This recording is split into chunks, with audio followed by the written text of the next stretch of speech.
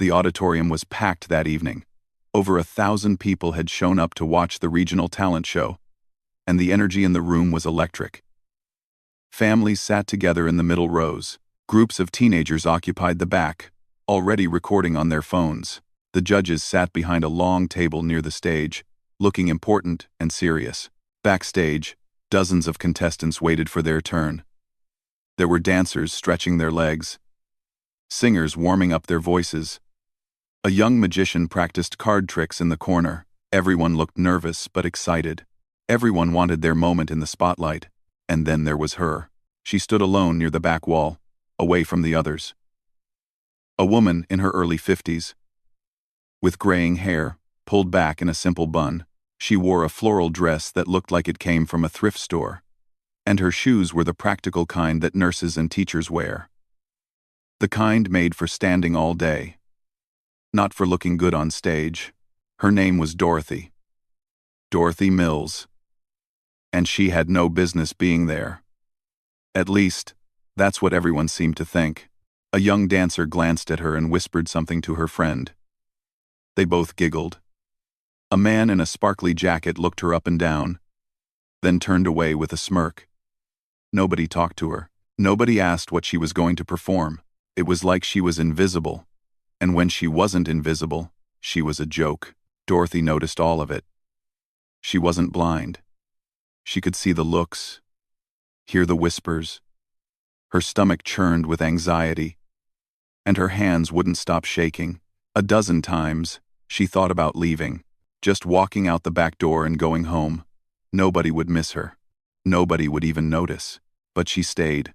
She stayed because of a promise. A promise she had made 6 months ago, holding her mother's hand in a hospital room that smelled like disinfectant and sadness. Her mother had looked at her with those tired eyes and said, "You have to sing again, baby, just once. Let them hear what I always heard." Dorothy had cried and said yes.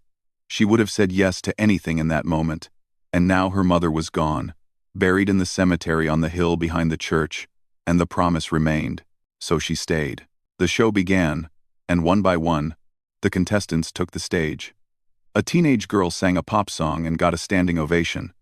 A dance crew performed a routine that had the whole audience clapping along. A comedian told jokes that made even the strict-looking judges laugh. The crowd was having a great time. The energy kept building. And with each amazing performance, Dorothy felt smaller and smaller. What was she thinking? These people were talented, young, confident. They belonged on that stage. She was just a cafeteria worker from a small town nobody had ever heard of. She spent her days serving mashed potatoes and green beans to elementary school kids. She went home to an empty house every night. She was nobody special, but then a stagehand called her name, and her feet started moving before her brain could stop them. The walk from backstage to center stage felt like the longest journey of her life. The lights were blinding. The audience was just a sea of dark shapes beyond the glare. She could hear murmurs starting already, people wondering who this woman was and what she was doing up there. She reached the microphone stand and stopped. For a moment, she just stood there, blinking into the lights, looking lost. And then the whispers turned to laughter. It started somewhere in the back, a few chuckles. Then it spread like ripples in a pond.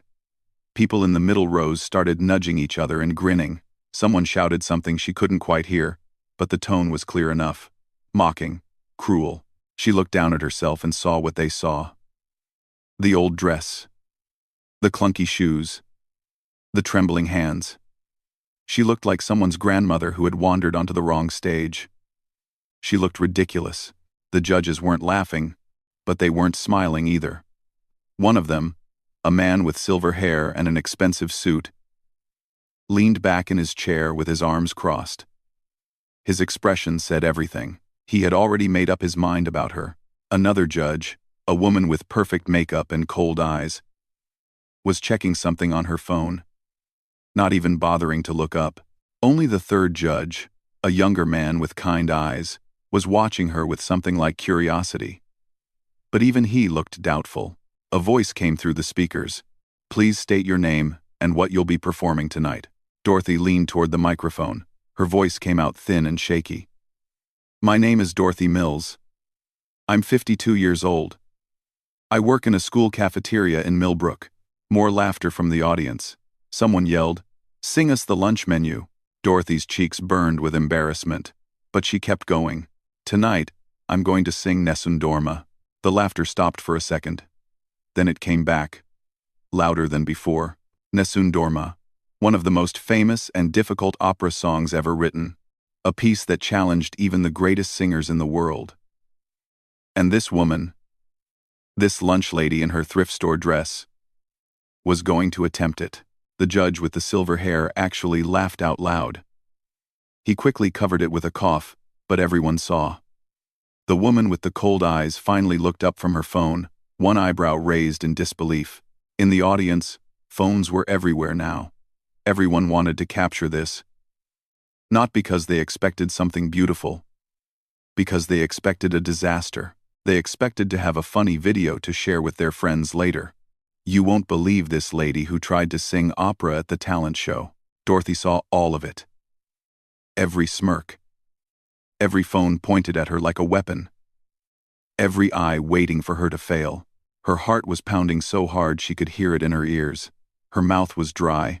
Her legs felt like they might give out at any moment. She thought about her mother again. About that hospital room. About the promise. "You have to sing again, baby. Just once. Let them hear what I always heard." Her mother had believed in her. Even when nobody else did.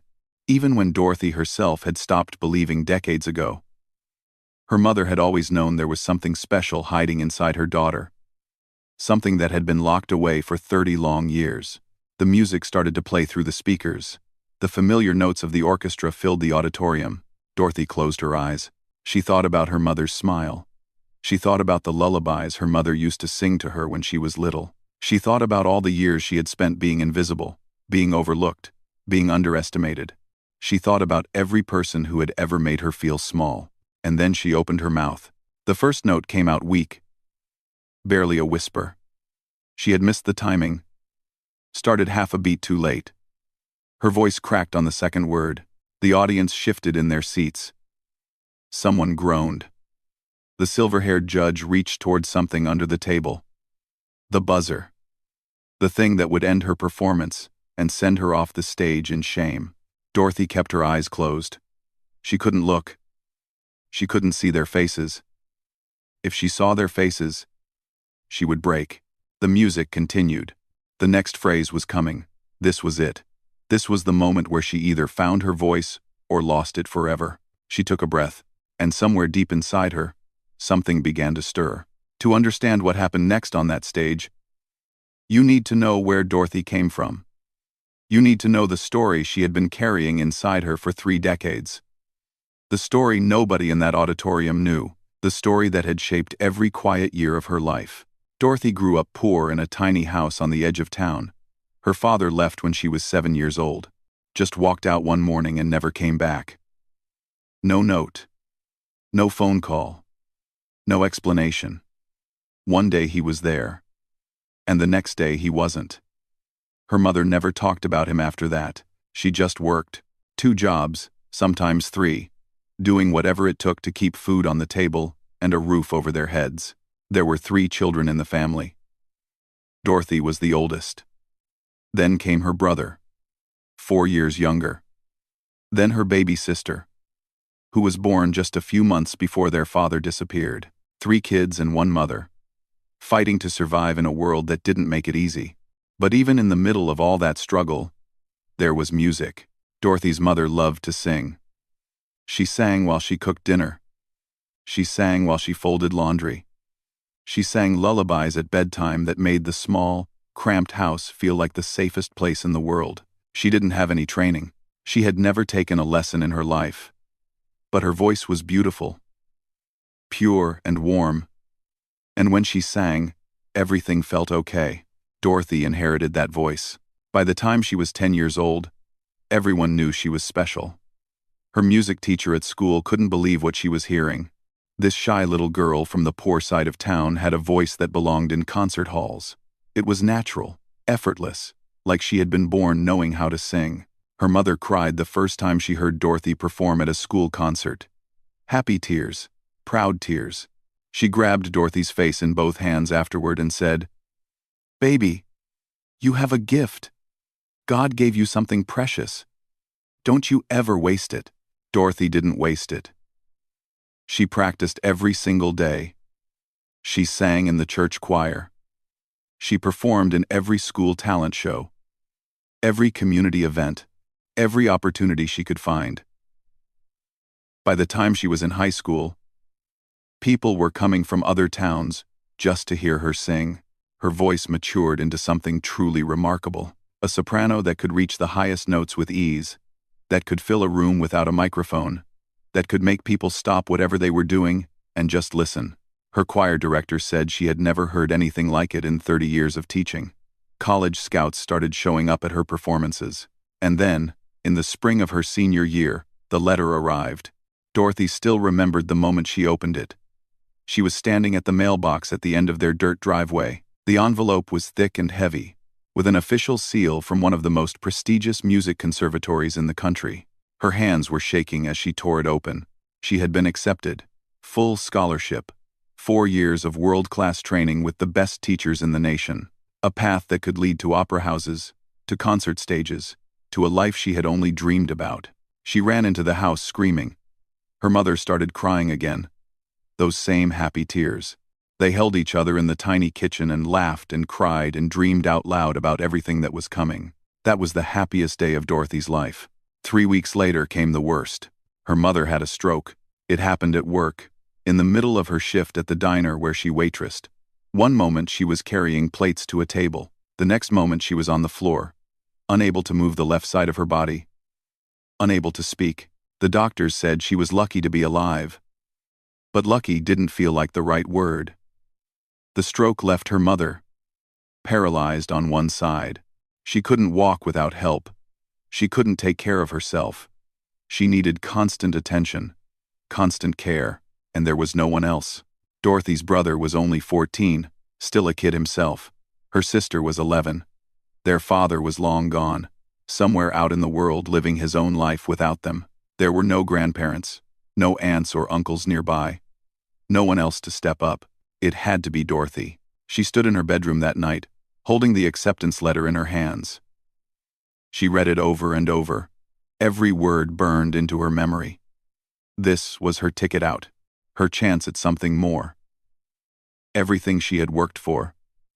Everything she had dreamed about since she was a little girl, and she had to let it go. The next morning, she called the conservatory and told them she couldn't come.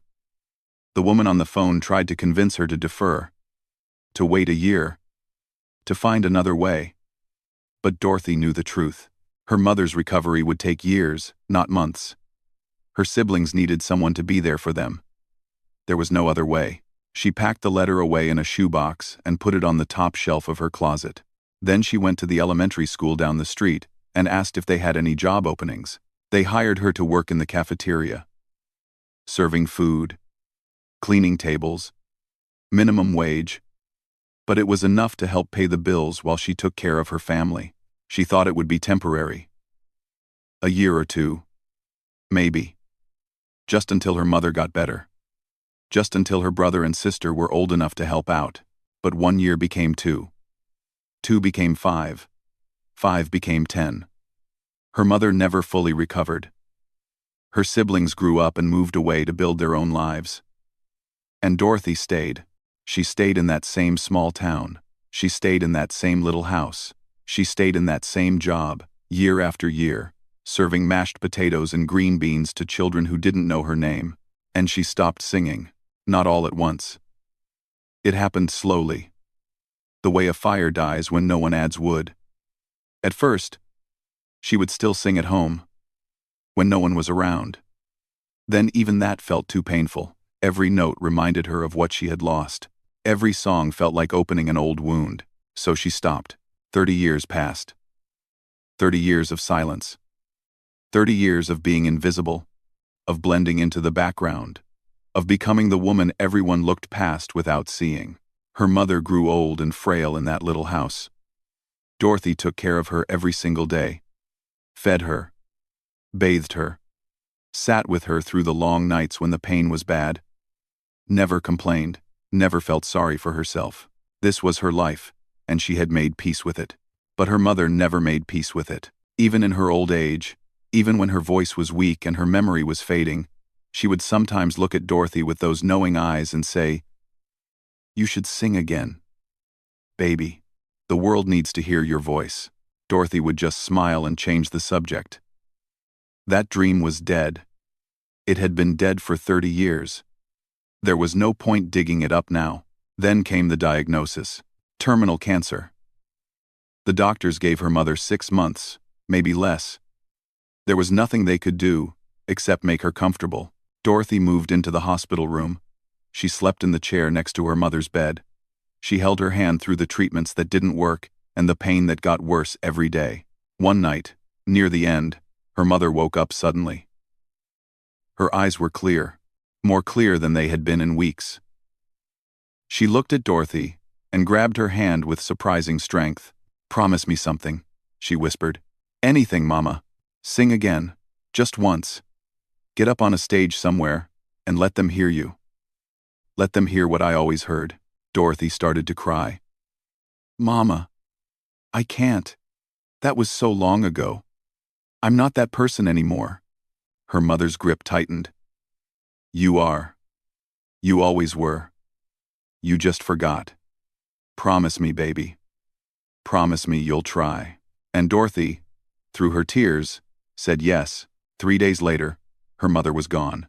6 months after that, Dorothy saw a flyer for the regional talent show. She almost walked past it, almost threw it away. But her mother's voice echoed in her head. "Promise me you'll try." She signed up that same day. And now here she was, standing on a stage in front of 1,000 strangers who thought she was a joke. Her voice had cracked. The music was playing. The judge's hand was reaching for the buzzer. But inside her chest, something was waking up. Something that had been sleeping for 30 years. Her mother's gift. Her mother's dream. Her mother's voice. Passed down through the generations. It was still there, and it was ready to be heard. The orchestra music swelled through the speakers, filling the auditorium with those famous opening notes. Every person in that room knew this song. They had heard it in movies, at sporting events, in commercials.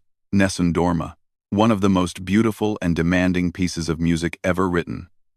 A song that had made legends out of the greatest singers in history. And now this woman, this cafeteria worker in her worn-out dress, was attempting to sing it. Dorothy stood frozen at the microphone. Her eyes were still closed. Her hands gripped the microphone stand so tightly her knuckles had turned white. The opening bars played on, waiting for her voice to join them. She missed her cue. The moment passed, and she hadn't sung a single note. The music continued without her, like a train leaving the station while she stood helpless on the platform. A few people in the audience groaned. Someone laughed. The silver-haired judge shook his head slowly, his hand still hovering near the buzzer that would end this painful display. Dorothy's heart was racing. She could feel sweat forming on her forehead, trickling down the back of her neck. This was a disaster. This was exactly what everyone expected. She was proving them all right, but then the verse came around again, and something in her body moved on instinct. Her mouth opened, and sound came out. It wasn't good. Her voice cracked on the first word.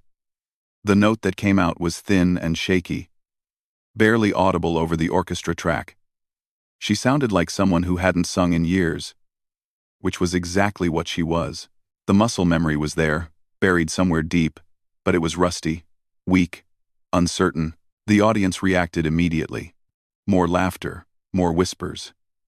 Someone in the back shouted, "Just stop already." A teenage boy in the 5th row was recording on his phone, grinning from ear to ear, already imagining how many views this video would get. Dorothy heard all of it. Every laugh, every cruel comment, every sound of disappointment and mockery. It hit her like physical blows, each one making her smaller, making her want to disappear. She opened her eyes for just a moment and immediately wished she hadn't. All she could see were faces twisted with amusement, people elbowing each other, pointing at her, enjoying her failure like it was entertainment. The judges looked bored and annoyed. The woman with cold eyes had gone back to checking her phone. The silver-haired man was leaning over to whisper something to his colleague. Probably something about how to end this quickly. Only the young judge with kind eyes was still watching her. But even his expression had changed. The curiosity was gone. Now he just looked sad. Sad for her. Pitying her. That pity was almost worse than the laughter. Dorothy felt tears burning in her eyes. Her throat tightened. Everything in her screamed to run. To drop the microphone and flee the stage and never look back. To go home to her empty house and forget this whole terrible idea. What had she been thinking? She was 52 years old. She hadn't performed in 3 decades. The voice she once had was gone. Lost to years of silence and neglect. She couldn't do this. She wasn't the girl who got that acceptance letter anymore. That girl had died a long time ago. The music kept playing. The next phrase was coming. She had to make a choice. Run. Or stay. Give up. Or keep going. She thought about what would happen if she walked off that stage right now. She would go back to her normal life. Wake up tomorrow and serve breakfast to kids who didn't know her name. Go home to an empty house. Watch TV alone until she fell asleep. Do it all again the next day, and the day after that, until she was old and gray and waiting for the end. And she would have broken her promise.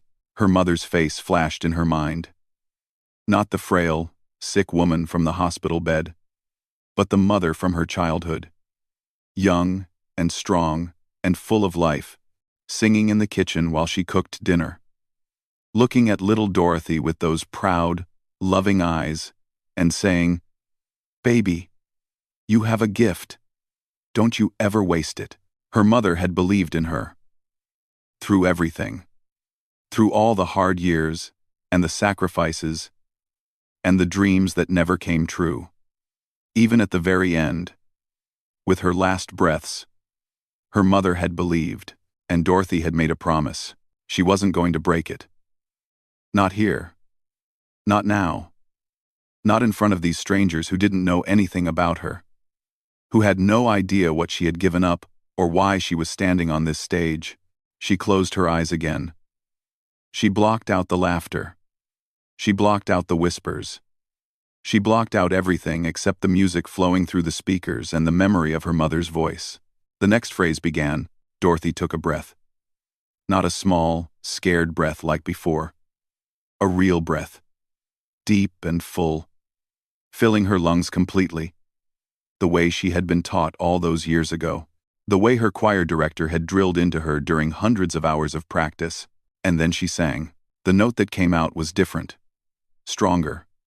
It wasn't perfect yet, but it was real. Her voice found the melody and held on to it. Shaky but determined. A few people in the audience stopped laughing. Not many, but a few. Something had changed. Something small, but noticeable. Dorothy kept going. Another phrase, then another, each one a little steadier than the last. Her body was remembering things her mind had forgotten. How to stand, how to breathe, how to let the sound come from deep in her chest instead of tight in her throat. The silver-haired judge's hand moved away from the buzzer. He didn't press it. He was watching now. Really watching. His expression shifting from annoyance to confusion. What was happening? The teenage boy with the phone lowered it slightly, his grin fading. The woman next to him tilted her head, listening in a way she hadn't been before. Dorothy didn't notice any of this. Her eyes were still closed. She was somewhere else now. Somewhere far from this auditorium and these strangers. She was back in the tiny kitchen of her childhood home, listening to her mother sing while the smell of dinner filled the air. She was in the high school auditorium, feeling the rush of applause after a performance. She was holding that acceptance letter, full of hope and possibility. She was everywhere she had ever been, and everyone she had ever been, all at once. The song was building now, climbing toward the powerful middle section that separated good singers from great ones. This was the part where voices broke, where amateur performers fell apart, where the truth came out. Dorothy felt something stirring deep inside her. Something that had been locked away for 30 years. something she thought was dead and gone forever. It wasn't dead. It had just been waiting for this moment, waiting for her to be brave enough to let it out, waiting for her to stop hiding and start believing again. Her mother's voice echoed in her mind. Let them hear what I always heard. The music swelled. The climax was approaching. Everything Dorothy had been, everything she had lost, everything she had sacrificed was rising up inside her like a wave building before it crashes on the shore. She took another breath, the deepest breath of her life, and she let go. What happened next would change everything.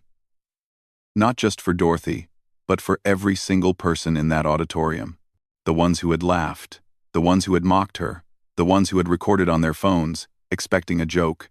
None of them were prepared for what they were about to hear.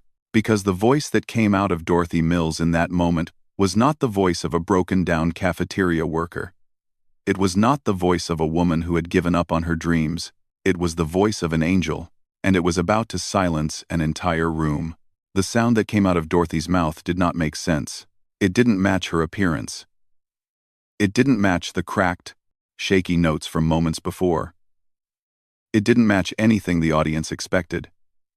It was like watching a rusty old car suddenly transform into a rocket ship and blast off into the sky.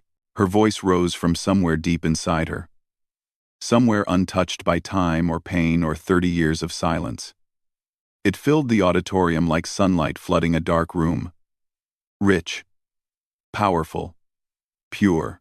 The kind of voice that makes you forget where you are, that makes the hair stand up on your arms, that reaches into your chest and grabs hold of your heart.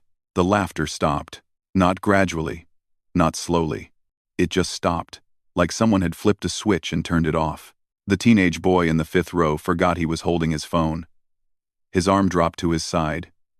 His mouth fell open. The smirk that had been plastered on his face melted away, replaced by something he couldn't name, something he had never felt before while watching a performer. The woman next to him stopped whispering to her friend. She sat up straighter in her seat, her eyes fixed on the stage, her hand moving slowly to cover her mouth. Row by row, the transformation spread through the audience.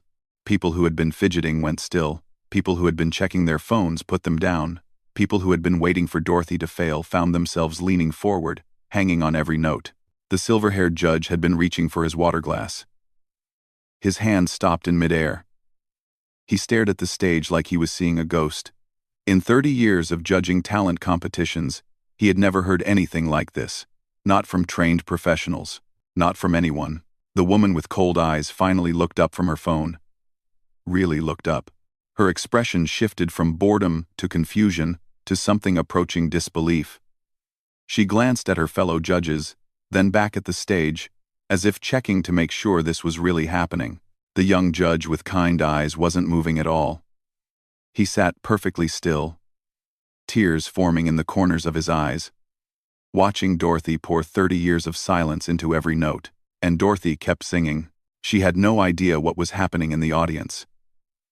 Her eyes were still closed.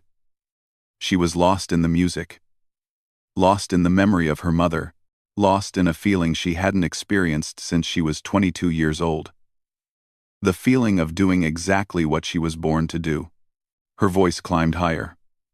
The difficult passages that broke lesser singers seemed to flow out of her effortlessly. Each note was perfect. Each phrase was filled with emotion so raw and real that it was almost painful to hear. This wasn't just singing. This was storytelling. This was a woman opening her heart and showing the world everything inside it. The dreams she had buried, the sacrifices she had made, the love she had for her mother, the grief she still carried, the hope she had almost lost. All of it poured out through her voice, transforming the famous melody into something deeply personal. A woman in the 3rd row started to cry. She didn't even know why at first. The tears just came, rolling down her cheeks, and she didn't bother wiping them away. She just sat there and let them fall. Then another person started crying, and another, and another. It spread through the auditorium like ripples in a pond.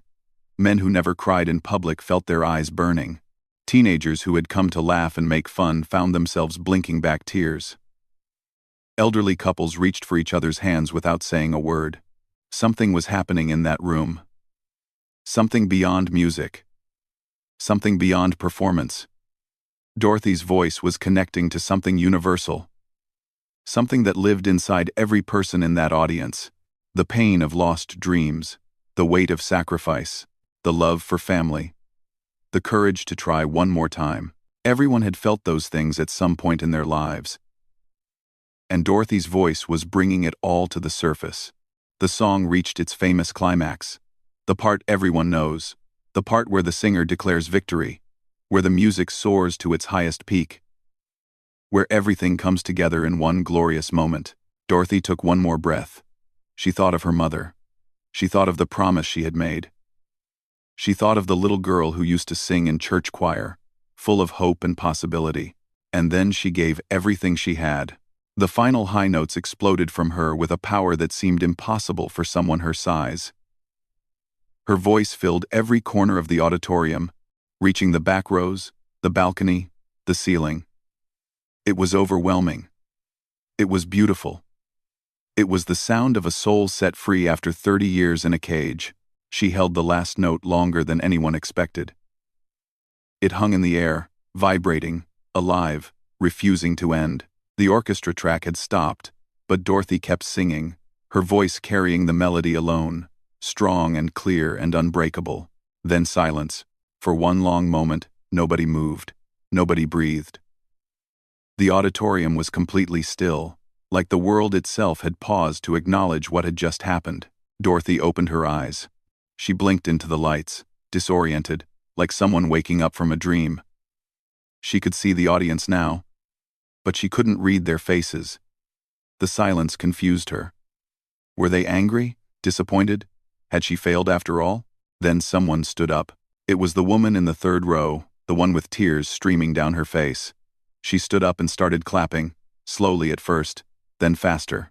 Another person stood, then another, then 10 more, then 50. Within seconds, the entire auditorium was on its feet. The applause was deafening. It crashed over Dorothy like a wave, so loud and so overwhelming that she took a step backward, nearly losing her balance.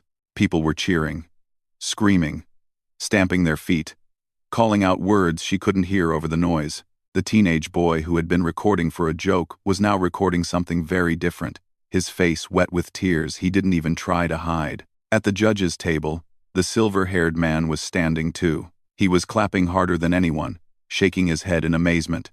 His expression completely transformed from the dismissive look he had worn minutes ago. The woman with cold eyes had her hand pressed to her chest, her perfect makeup ruined by the tears running down her face. The young judge wasn't even trying to compose himself. He was crying openly, applauding with his hands above his head. Dorothy stood at the center of it all, trembling. She didn't know what to do. She didn't know where to look. This wasn't supposed to happen. She had come here to keep a promise. Not to receive this. Not to be seen. Not to be celebrated. She was just a cafeteria worker. She was nobody special. But the audience didn't agree.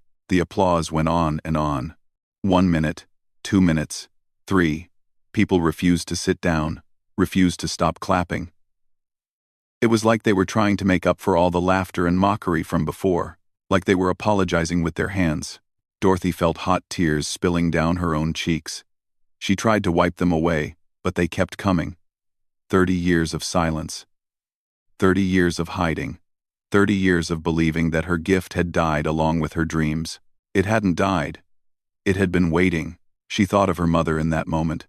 She could almost feel her presence, standing just off stage, smiling that proud smile, saying the same words she had said so many times.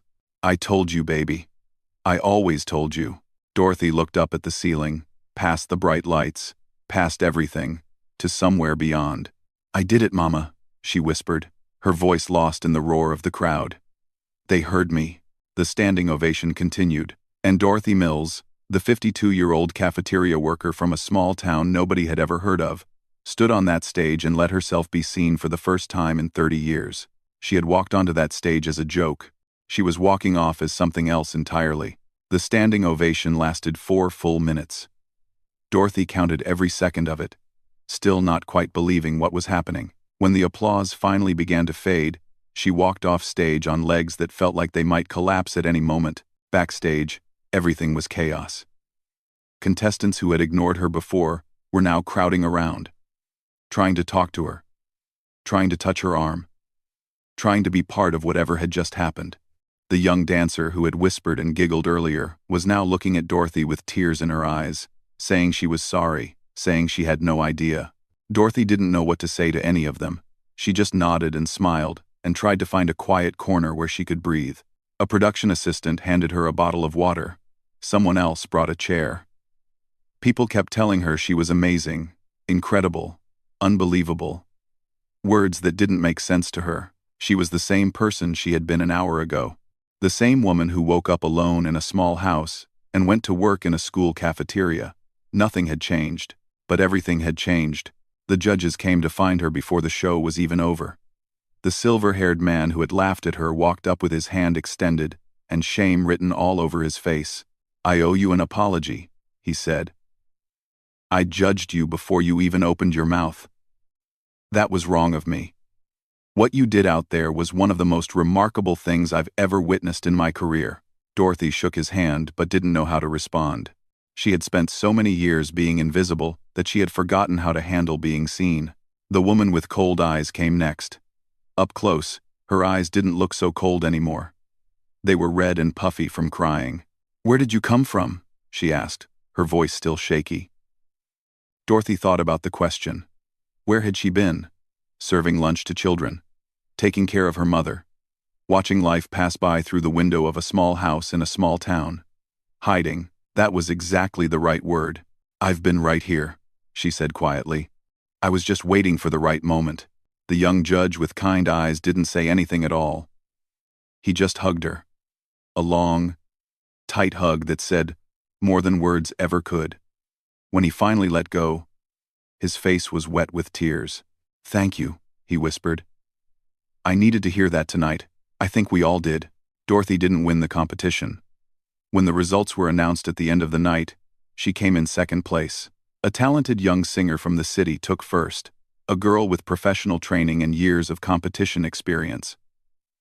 The judges apologized, saying it was a difficult decision, saying Dorothy's performance was legendary, but the rules were the rules. Dorothy didn't mind.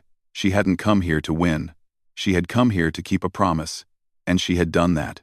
But the story didn't end when the competition ended. The teenage boy who had mocked her from the 5th row found her in the parking lot afterward. He was standing by her car when she walked out, looking nervous and ashamed. He couldn't have been more than 16 years old. Just a kid, really. A kid who had done something thoughtless and was now trying to make it right. "I'm the one who yelled at you," he said, staring at the ground. "When you said what song you were going to sing, I'm the one who made fun of you." Dorothy remembered. She remembered the laughter, the cruel voice cutting through the auditorium. But standing here now, looking at this young boy with tears on his face, she couldn't find any anger inside her. "I know," she said gently. "I'm so sorry." His voice cracked. "I was wrong. I was so wrong. I just saw you and I thought I knew what you were. But I didn't know anything." Dorothy reached out and put a hand on his shoulder. "None of us know what people are carrying inside them. That's the thing about life. Everyone has a story. Everyone has something they're hiding. You just have to give them a chance to show you." The boy nodded, wiping his eyes with the back of his hand. "I recorded your whole performance. I was going to post it to make fun of you. But now, can I still post it? I want people to see what you did. I want everyone to see." Dorothy thought about it for a moment. Her whole life, she had been hiding, staying small, staying invisible. Maybe it was time to stop. "Go ahead," she said. "Post it." He did. That night, from his bedroom in his parents' house, he uploaded the video with a caption that read, "I was ready to laugh at this woman. By the end, I was crying. Please watch until the end.